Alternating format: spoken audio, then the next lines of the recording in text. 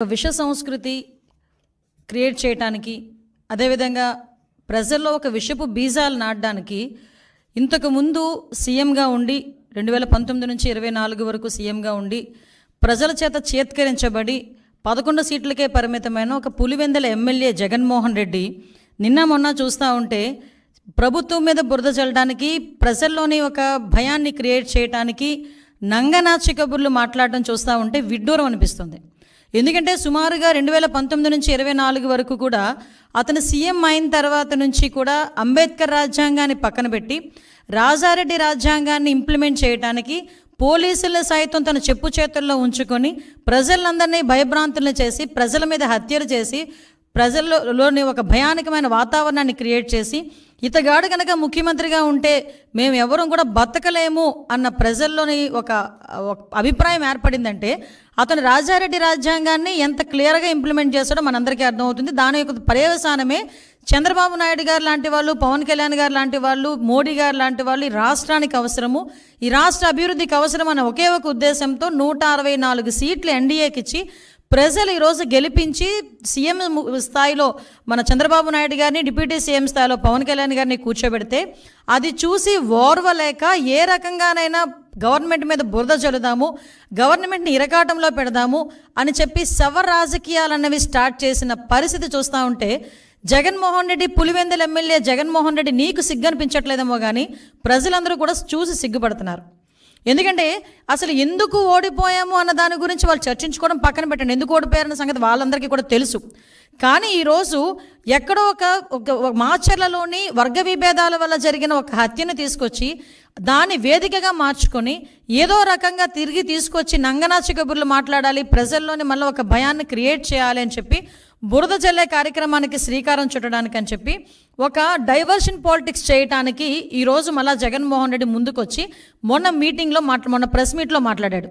నిజంగా చెప్పాలంటే జగన్మోహన్ రెడ్డి ఆ రోజు మాట్లాడిన మాటల్ని బేస్ చేసుకొని ఈరోజు గవర్నమెంట్ ఎందుకు అతని మీద చర్యలు తీసుకోకూడదు? ఎందుకు నేను ఈ మాట మాట్లాడుతున్నానంటే ఆ రోజు జగన్మోహన్ రెడ్డి మాట్లాడుతూ చాలా ఎలిగేషన్స్ చేశారు.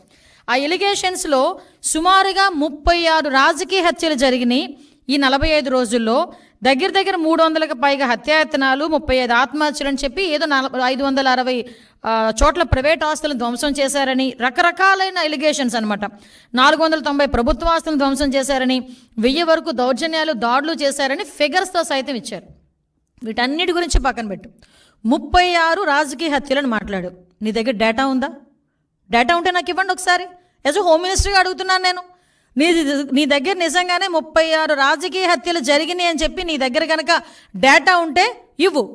డేటా లేకపోతే ఎందుకు అలా చేసావు? నీ మీద ఎందుకు చర్య తీసుకోకూడదు పులివెందుల ఎమ్మెల్యే జగన్మోహన్ రెడ్డి నీ మీద? ఒకసారి చెప్పాలి. 36 రాజకీయ హత్యలు కాదు, అసలు యాక్చువల్గా రాజకీయ హత్యలు అని చెప్పి ఇతను మాట్లాడుతుంటే రాజకీయ హత్యలు జరిగినవి 4. మీకు ఇంకో విషయం చెప్పనా? నేను ఇది ప్రజలకు చెప్తున్నా, జగన్మోహన్ రెడ్డికి చెప్పాల్సిన అవసరం లేదు. ఎందుకంటే జగన్మోహన్ రెడ్డికి విషయం తెలుసు. కానీ ఏదో రకంగా గవర్నమెంట్ మీద బురద జల్లాలి కాబట్టి, చంద్రబాబు నాయుడు గారి మీద బురద జల్లాలి కాబట్టి ఏదో రకంగా అడ్డదారి తొక్కైనా మళ్ళీ ఏదో రకంగా సీఎం కుర్చీలో కూర్చుండిపోవాలని కలలకు అంటున్నాడు కాబట్టి ఈరోజు మా మీద బురద చల్లడానికి 36 రాజకీయ హత్యలు, 300 మంది దాడులు, అవి ఇవని చెప్పి ఫిగర్స్ సైతం చెప్తున్నాడు. ఈరోజు 45 రోజుల్లోని ఇవి నువ్వు చెప్పినవన్నీ ఏమి జరగలేదు, నువ్వు చెప్పినవి జరగలేదు అని చెప్పి నేను చెప్తా. జరిగినవి ప్రూవ్ ఏమైనా ఉందా? యాజ్ ఎ హోమ్ మినిస్టర్ నేను మాట్లాడుతున్నా. నువ్వు చెప్పినవన్నీ కూడా అబద్ధపు లెక్కలు. దీని మీద నువ్వు ఎక్స్ప్లెనేషన్ ఇవ్వాలి.